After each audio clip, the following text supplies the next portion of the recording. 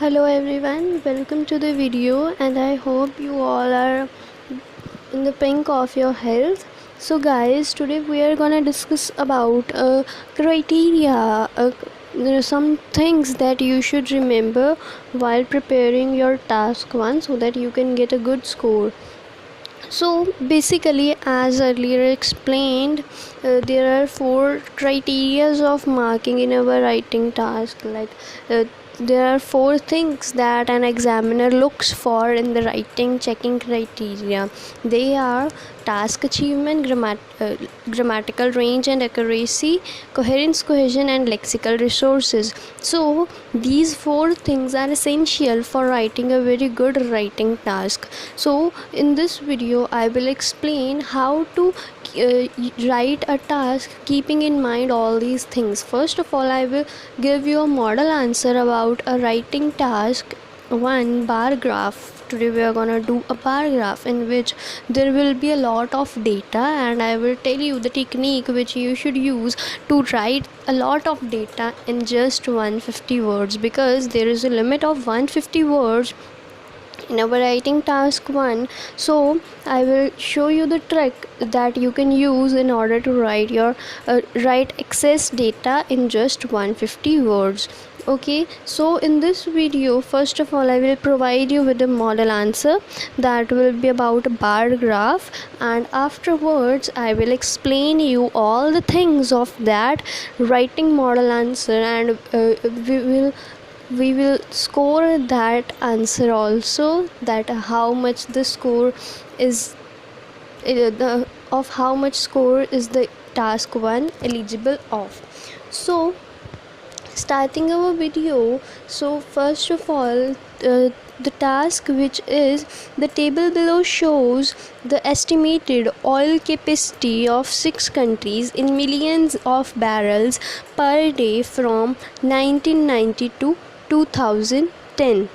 So we are given the estimated oil capacity of 6 countries, that how much oil was produced in 6 countries from 1990 to 2010 on per day basis. So rereading the statement, the table below shows the estimated oil capacity of 6 countries in millions of barrels per day from 1990 to 2010. The first thing that you should note here is that in our statement we are given the word the table below shows, but once we look at the illustration we get to know that it is a bar chart. So most of the people will just write the table, they will just copy the word from the sentence. So keep in mind that whenever you write a task, no matter what the word is used for that particular illustration in the statement, you have to use the correct word. Like here they have written the table, but if we write the same thing in our introduction, the table, it will be marked as wrong because we are provided with a bar graph. They have just written a table because the image in the printing is considered a table, कि जो image होती है उसको एक computer जो read करता है, computer की भी एक मेमोरी होती है एज वी ऑल नो. सो उस मेमोरी में वो जो इलस्ट्रेशंस होती हैं उनको हम सीधा टेबल बार ग्राफ ऐसे नहीं लिखते हैं, उसकी प्रोसेसिंग टाइप्स होती हैं. So as while printing the statement can be written as a table by the computer, but keep in mind that you have to write the correct word for that particular illustration. If you copy the same thing from the statement, then it will be marked wrong, no matter उन्होंने यहाँ पे लिखा हुआ है the table, but अगर आप same the table repeat करके introduction में लिख रहे हो, it will be wrong and it will reduce your band score. So उसके बाद the next thing you should look here for in the statement is, here a word is used, estimated oil capacity. So first thing that will strike in our mind is estimated use हो रहा है, तो ये task जो है future में लिखना होगा. बट नो, अगर आप देखो कि हमें जो सारे ईयर्स हैं they are given in the past, so how we can write it in the future guys, we have to write this task in past tense only. If you are writing this in future, then your grammatical inaccuracy will be marked. आपकी जो grammar है वो गलत mark की जाएगी. So इसमें वो estimated word just आपको एक confusion create करने के लिए यूज़ किया गया. यहाँ पे estimated का मतलब है कि जो एक रफ़ अनुमान लगाया था उन्होंने कि इस कंट्री ने एक दिन में इतना ऑयल प्रोड्यूस किया था. तो ये estimated जो वर्ड है, it is not for the future prediction, it is just an estimate कि उन्होंने कितना अनुमान लगाया था. करेक्ट, उन्होंने कितना इंटरप्रेट किया था कि हमने इतना ऑयल प्रोड्यूस किया है. So this writing task will go in the past tense, not in the future tense. Next हमें क्या गिवन है, 6 कंट्रीज़ के लिए डेटा गिवन है, 4 ईयर्स हैं. Oh my God, there is a lot of data. So first thing है कि हम ये डेटा लिखेंगे कैसे. So I will explain you about that in the video. So please watch the video till end, and if you will have any doubt, feel free to post a comment. You will surely get a reply and answer too.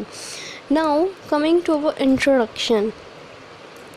अब the bar chart illustrates the estimated amount of oil produced in 6 countries between 1990 and 2010, measured in millions of barrels per day. कि हमें bar chart क्या illustrate कर रहा है, estimated amount of oil produced in 6 countries between this and this year, और जो measurement है वो किस में गिवन है, millions of barrels per day.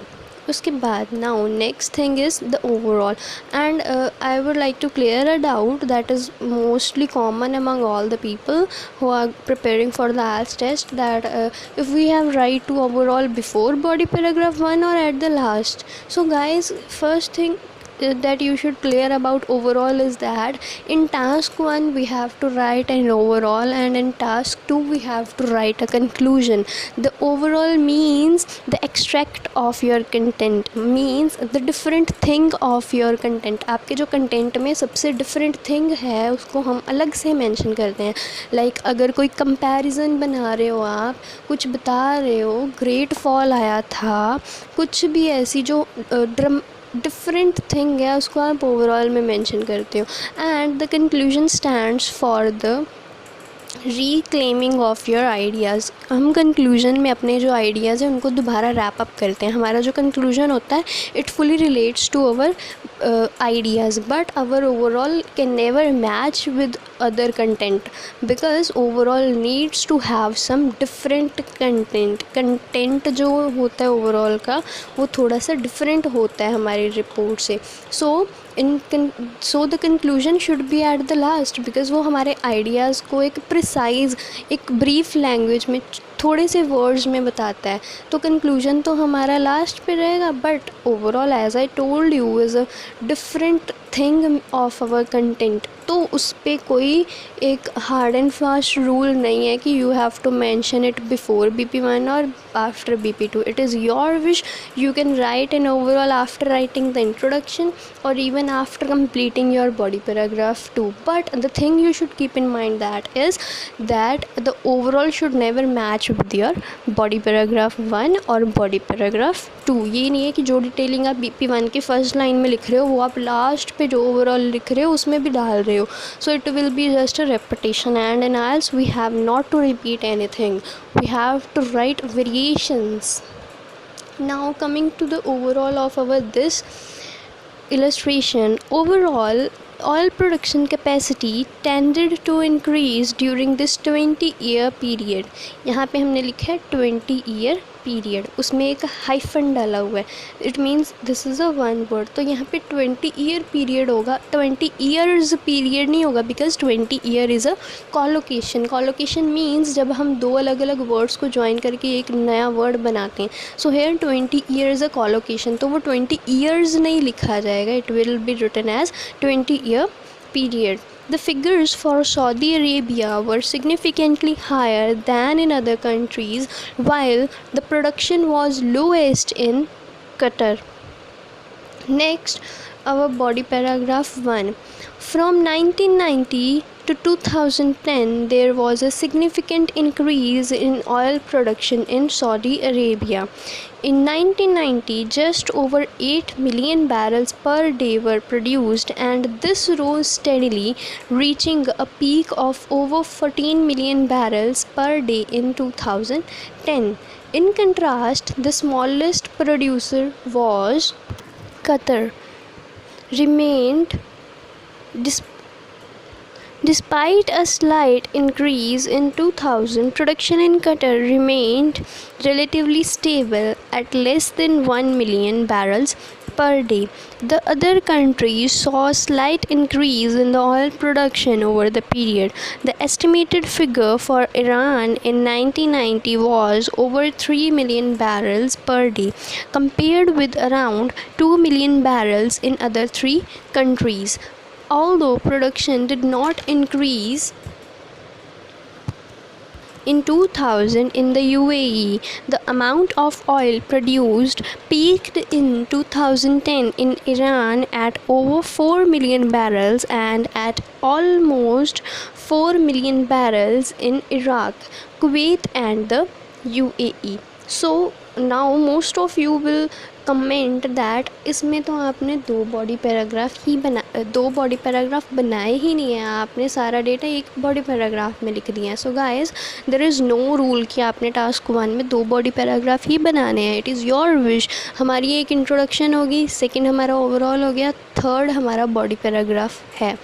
अगर आपकी मर्ज़ी है तो आप डेटा को स्प्लिट कर सकते हो in the form of body paragraph 1 and body paragraph 2. Otherwise you guys can write it in just 1 paragraph only.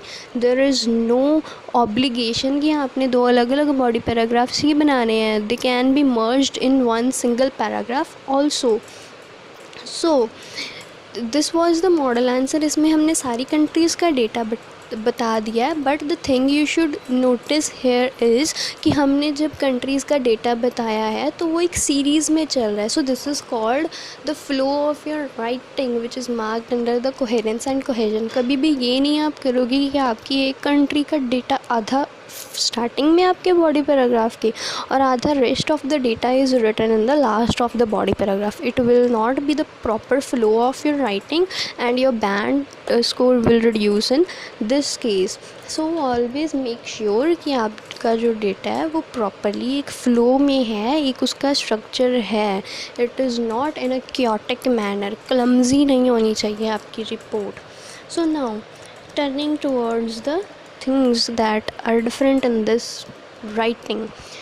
So first thing है कि जो हमारा फर्स्ट था हमारी introduction. The thing you should notice there is that our opening paragraph has all the key information about the graph but it paraphrases the question. हमने सारी बातें अपनी इंट्रोडक्शन में बताई हैं और उसमें पैराफ्रेज किया है. This is very important. अगर आप लिखते हो कि आपकी जो इंट्रोडक्शन है it should be a clear picture of your illustration कि उस इमेज में दिखाया क्या जा रहा है वो सब कुछ आपकी जो इंट्रोडक्शन है उसमें बताया होना चाहिए. अब इसमें हमने सिर्फ कंट्रीज़ के नेम नहीं बताया, वो हमने बाद में डेटा बता दिया, बट हमने इतना बताया था देयर आर 6 कंट्रीज़. वो भी आप उनके जो नेम थे ब्रैकेट में लिख सकते थे यहाँ पे भी. Make sure you use synonyms and rephrase your answer. For example अगर हम यहाँ पे देखें शोज़ को हमने इलस्ट्रेट्स लिख दिया, उसको आप डेमोन्स्ट्रेट्स, रेंडर्स, एन्यूमरेट्स, अकाउंट्स फॉर, ये सारे वर्ड्स आप यूज़ कर सकते हो. उसके बाद हमने एक और सिनोनिम यूज़ किया था, ऑयल कैपेसिटी को हमने अमाउंट ऑफ ऑयल में चेंज कर दिया था, और यू कैन से वॉल्यूम ऑफ ऑयल. और उसके बाद फ्रॉम टू था तो हमने बिटवीन एंड यूज़ कर लिया. सो ये थिंग्स आप लोग भी यूज़ कर सकते हो. और कुछ नहीं होता 9 बैंड वाली राइटिंग में, यही बेसिक वोकेबुलरी ही यूज़ की जाती है. Don't run behind the words like ins and outs. Ins and outs is a idiom. So हम लोग अवॉइड करते हैं टास्क में इडियम लिखने अनलेस वो फॉर्मल हैं. सो उसके बाद नेक्स्ट अगर हम बात करें अपने ओवरऑल की, so the thing that is written here it gives a clear overview of the chart. जो हमने ओवरऑल में बातें लिखी हैं they are not at all mentioned in our body paragraph. Also, the overall trend is that the capacity increased, but there is a big difference between Saudi Arabia and Qatar.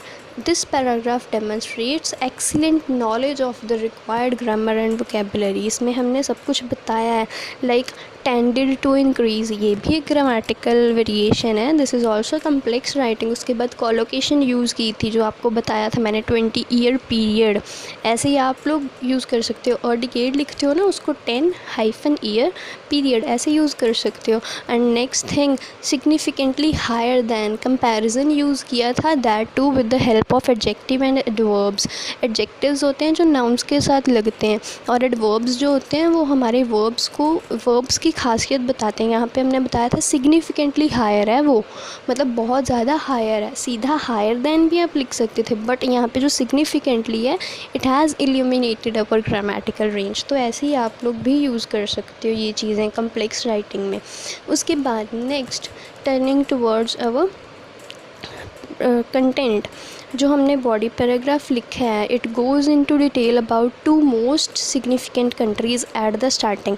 पहले हमने start किया था Saudi Arabia और Qatar से. It follows clearly from the previous paragraph which has highlighted those 2 countries. हमने अपने overall में भी जैसे बताया था कि सऊदी अरेबिया और कतर में बहुत ज़्यादा डिफरेंस था, तो हमने आगे भी उन्हीं दोनों को आपस में कंपेयर किया. ये नहीं है कि सऊदी अरेबिया को बाद में हम किसी और कंट्री से कंपेयर कर रहे हैं.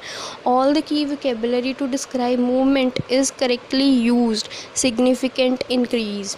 सो यहाँ पे इंक्रीज़ क्या था, हमारा नाउन था ना, तो हमने उसके साथ क्या यूज़ किया, एडजेक्टिव. सिग्निफिकेंट, अगर ये इंक्रीज़ड होता तो क्या बन जाना था, सिग्निफिकेंटली. उसके बाद rose steadily, reaching a peak. Reaching a peak means touch the highest, reach a high. Remained relatively stable. Relatively stable means वो रफली कॉन्स्टेंट था या सिमिलर था. And there are 2 sentences about Saudi Arabia, then 2 about Qatar. Correctly using the linking phrase in contrast. पहले हमने 2 चीज़ें Saudi अरब की बताई, उसके बाद कतर की बताई. सो हमने उनको इन कंट्रास्ट कनेक्टर से ज्वाइन किया, और वो प्रॉपर एक स्ट्रक्चर है, पूरा कोहेजन है उसमें, और उसमें ग्रामेटिक रेंज ऑफ वोकेबुलरी भी है. वहाँ पे हमने डिस्पाइट यूज़ किया था कि ये चीज़ होने के बाद भी ये रिज़ल्ट ऐसे ही था. Now next, in the second half of the paragraph हमें जो remaining countries है उनकी पूरी डिटेलिंग की हुई है. Again, all the language for describing the graph is correctly used, like saw a slight rise, peaked in 2000. वहाँ पे हमने saw लिखा था, आप noticed, observed a slight rise भी लिख सकते थे. observed या फिर witnessed minor increase, minor incline. The next thing, the prepositions are correctly used. हम जो नॉर्मली क्या होता है, हम prepositions ही बच्चे गलत लगाते हैं. लाइक हमने लिखा है ना, a rise in production, a rise of production. ठीक है, कई लोग ईयर है जैसे इन 1990 है, ऑन 1990 लिखा होता है कई बार. तो ये हमारी मिसअंडरस्टैंडिंग्स जो होती हैं, प्रीपोजिशंस की जो मिस्टेक्स होती हैं, they are marked very, you can say very strictly उनको मार्क किया जाता है. लाइक हमें आदत है, हम कई बार रीच के साथ एट लिख देते हैं, द वैल्यू रीच्ड एट. और रीच्ड के साथ जब हम वैल्यू लिखते हैं तो कोई भी प्रेपोजिशन यूज़ ही नहीं होता. रीच के साथ सीधी वैल्यू लिखी जाती है. Like the value reached 20 million bye 2010. हम ना तो वहाँ पे एट यूज़ करेंगे ना ऑन यूज़ करेंगे जब हम रीच के साथ वैल्यू बताते हैं. और उसके बाद compared with peaked in 2010 in Iran at over. Peak कहाँ पे हुई थी, एट. कई लोग लिखेंगे peak on, peaked on, peaked at होता है हमेशा. उसके बाद now wrapping up our video. So इसमें आपको जो मेन थिंग्स थी मैंने सारी बताई हैं. सो सिमिलरली आप ये चीज़ों का ध्यान रख के अपने राइटिंग क्राइटेरिया को लिख सकते हो. अब अगर हम इसकी मार्किंग करें, so this task model answer is of 9 band, because इसकी टास्क अचीवमेंट पूरी है. इसने सारा डेटा लिखा है जो नेसेसरी है, that too without unnecessary omission. Unnecessarily कोई डेटा नहीं हमने स्किप किया. So that scores 9 band. उसके बाद कोहेरेंस कोहेजन, जैसे मैंने आपको एक्सप्लेन किया कि जो फर्स्ट हाफ है बॉडी पैराग्राफ का, वो सऊदी अरेबिया और कतर को प्रॉपरली डिफ़ाइन करे. उसके बाद सेकेंड हाफ में सेकेंड 2 कंट्रीज़ है. फ्लो भी है, स्ट्रक्चर भी है, एंड लिंकिंग भी है. मोस्ट इम्पॉर्टेंट राइटिंग है सेंटेंसेस की, दे आर नॉट रफ, तो उसमें भी इसको 9 बैंड मिल रहे हैं। नेक्स्ट लेक्सिकल रिसोर्सेज मीन्स हमने जो वोकेबलरी हमें आती है नेचुरली उसको प्रॉपरली यूज़ किया, सही ढंग से यूज़ किया, that also scores 9। At last grammar, हमारी ग्रामर सही तरह से यूज्ड है, ऑल्सो ग्रामेटिकल वेरिएशंस भी हैं, so that too has scored 9। So similarly आप ऐसे ही अपने 9 बैंड राइटिंग टास्क को प्रिपेयर कर सकते हो। Thank you for watching this video and to stay tuned up with the next content please subscribe the channel.